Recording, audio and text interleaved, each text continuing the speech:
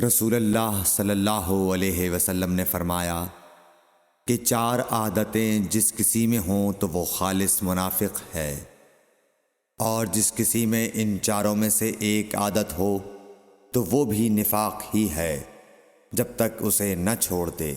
वो ये हैं: जब उसे अमीन बनाया जाए तो अमानत में खयानत करे और बात करते वक्त झूठ बोले, और जब किसी से अहद करे तो उसे पूरा न करे, और जब किसी से लड़े तो गालियों पर उतर आए। सही बुखारी हदीस नंबर 34।